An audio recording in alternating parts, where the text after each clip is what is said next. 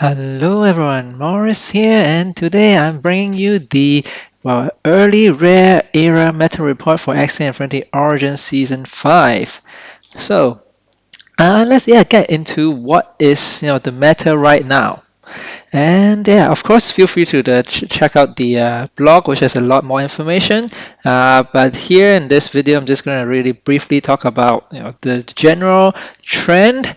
So first of all, of course, is the archetype distribution, and I do suggest you go to axieboo.com as well. So that website has, it's not my website, it's like a website that actually has quite a lot of information on, I would say, live information on this kind of information on archetype distribution. Of course, like the way I do the archetype definition might be slightly different, and of course, this is a snapshot that I took on a particular day. Whereas, if you want live information, definitely check this website out.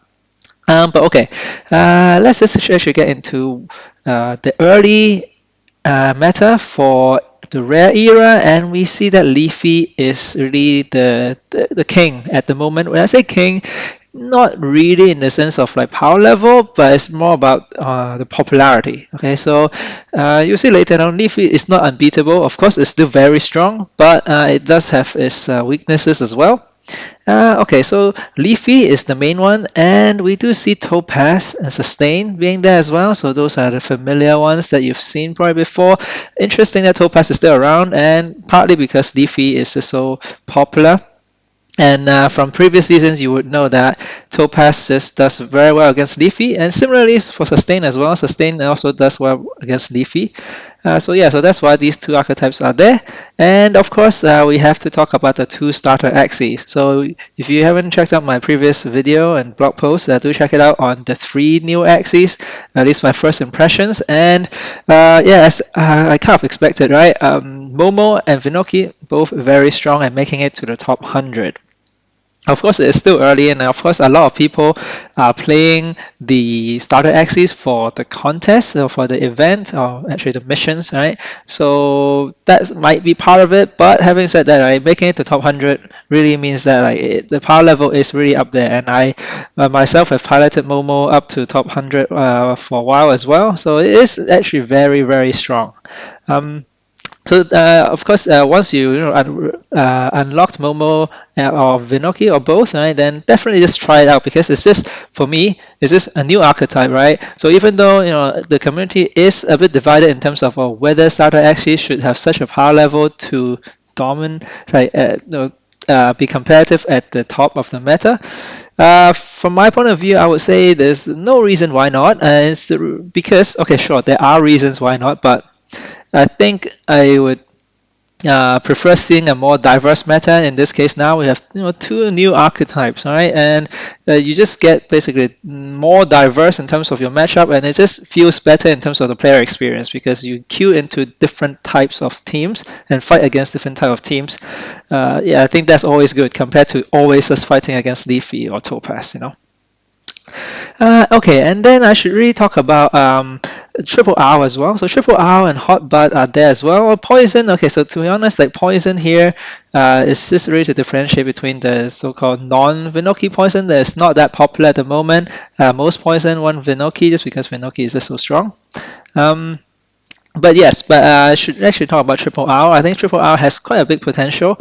You can see not a lot of people play it at the lower end, and it is because it requires an Aqua at the moment because of the bubble. What's that rune called? Right, the newly buffed Puffy rune.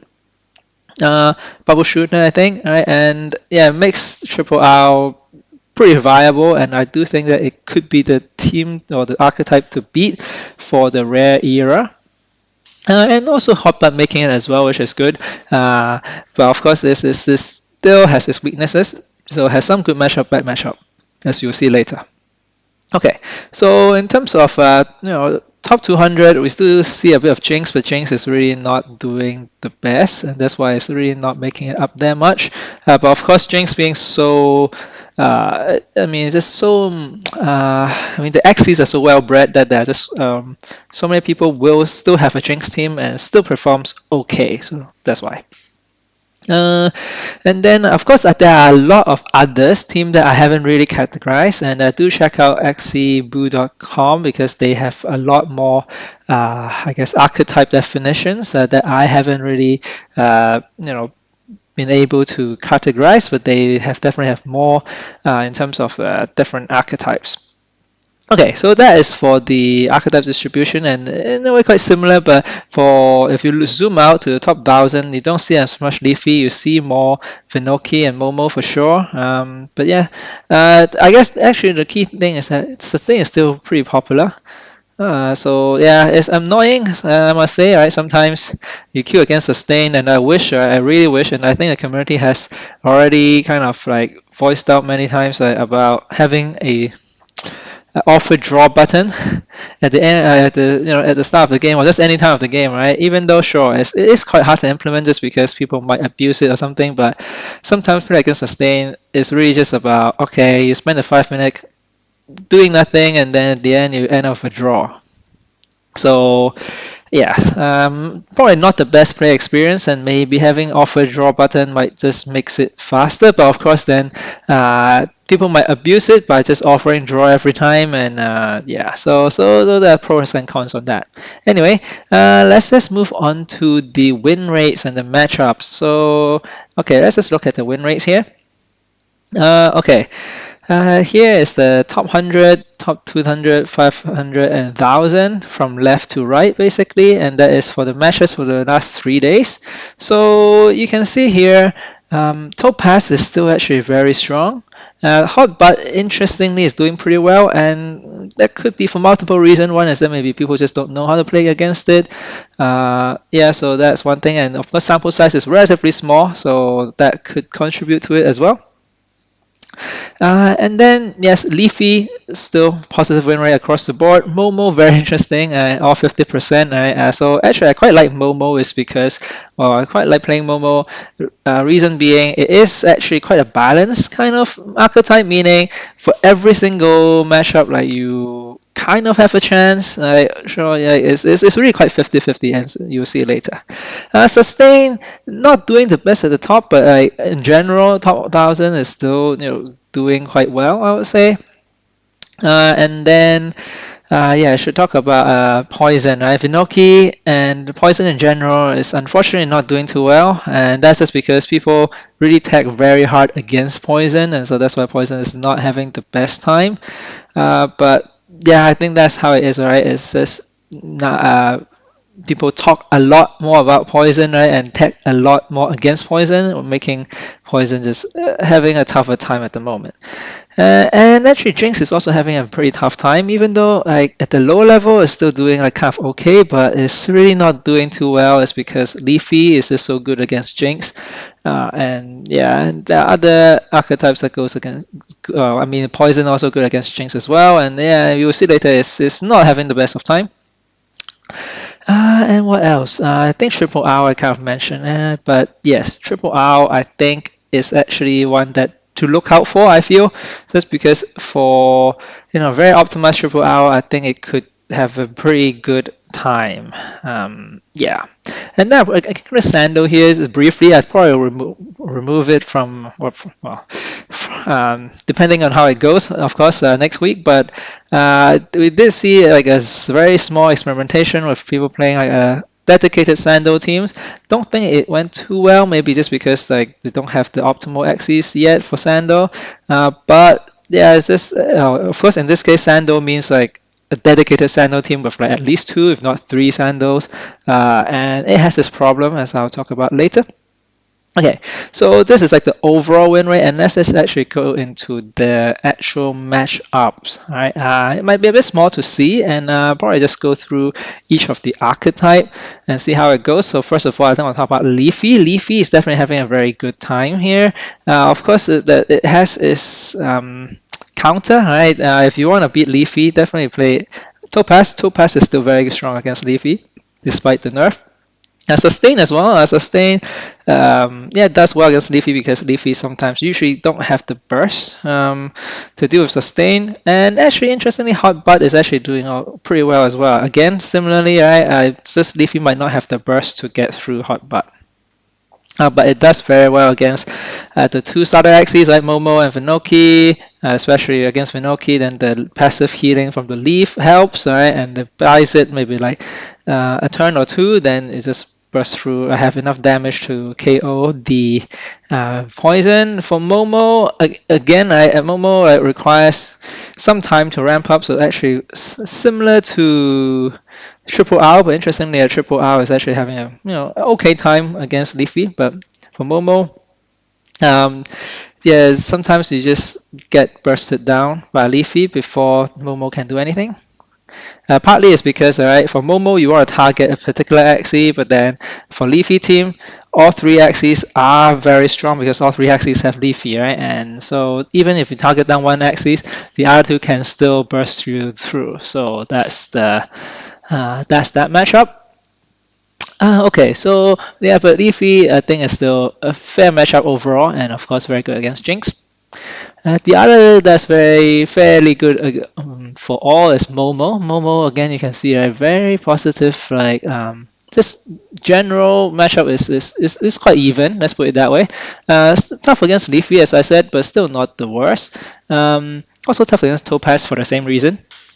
Topaz again can just burst you down before Momo can like ramp up its damage. But otherwise, the rest is pretty good, I would say, right? In terms of win rate. Yeah, so that's why I think Momo is actually quite a fun archetype to play because you every game you go into you do have like a chance. Okay, then let's talk about sustain. So sustain, as usual, very polarizing matchup.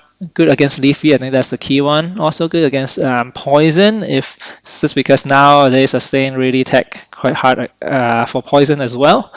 So that's why Poison is not having the greatest time against sustain. But for the rest, yeah, of course, against Jinx is the tough one as usual. So yeah, sustain just have no way of dealing with the Jinx damage. And also quite tough against Topaz, interestingly, in the rare era where maybe people are attacking a lot more for poison and less for Topaz, and that's why Assassin is actually not doing too well against Topaz. Topaz is thinning out their deck and just doing massive damage still. Yeah, and for similar reasons, so Sustain against Hotbutt is also pretty tough. But of course, Jinx is still like the worst matchup just because the Jinx damage like just scales up, whereas the hotbar damage doesn't scale as much. Okay, so then of course we talk about Topaz. Topaz having a pretty good time again because Leafy is so dominant. You queue into Leafy, then Topaz definitely have a good time. Against Poison and Momo is okay, but actually yeah, very interesting that it actually does well against Sustain. Probably because maybe Sustain nowadays don't have as much twin tail kind of thing, so that might be one. Yeah, but Topaz still suffer against Jinx, and particularly so these days. Similarly, then for Hot Butt, so that's why again, like Topaz actually the matchup is pretty polarizing. Interesting that Topaz doesn't do too well against Owl. Right, I think it's yeah, still not even at the lower level, not too well against owls. So that's for Topaz.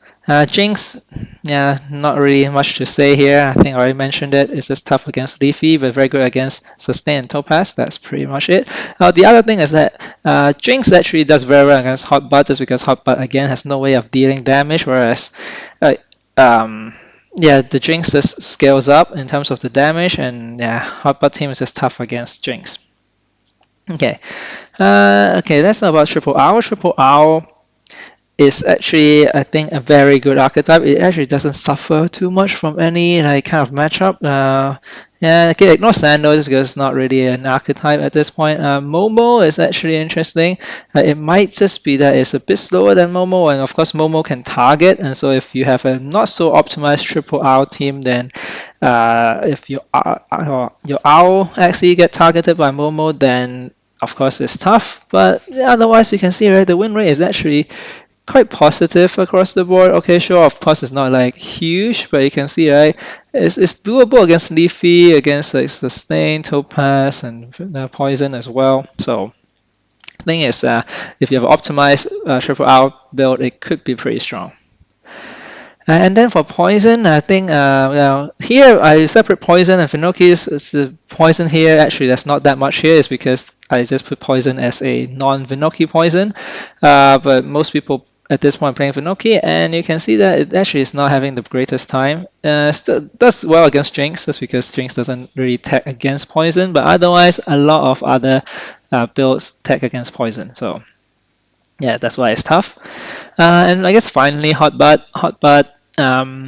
Again, this is it's really farming on Leafy. But then the rest of the matchup, yeah, Hotbud is actually okay against Leafy, Sustain, and Topaz. So actually, that's why it's actually having a pretty good time in this particular meta, even though it suffers against Jinx, and that's why previous meta can't really survive, just because Jinx is everywhere.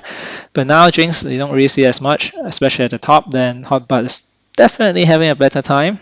Still suffer against things like Momo and Triple R, just because the damage ramps up so fast, and because the damage card concentrates so much. Right, once they draw into one Triple R, it just deals so much damage already. Right, as opposed to Leafy, where Leafy teams requires many cards to deal many damage, right? To do a lot of damage. Whereas for Momo and for Triple R, they just need a few cards and they can do a lot of damage. So that's the main difference. Yeah, so that is basically it for this. So of course there are more detailed, I guess, explanation, but I pretty much went through all of these, I believe. So yeah, I think that is pretty much it for this meta report.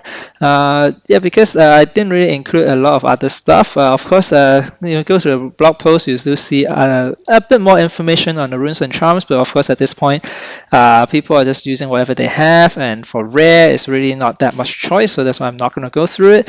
One thing that I will point out is that Frail Egg is actually doing pretty well at the top 100, so that might be like the hidden secret for people getting to top 100, so you might want to try it out. Okay, and I think that is pretty much it. So, okay, so that's it for this meta report. Have fun and good luck in the arena, and I'll see you next time.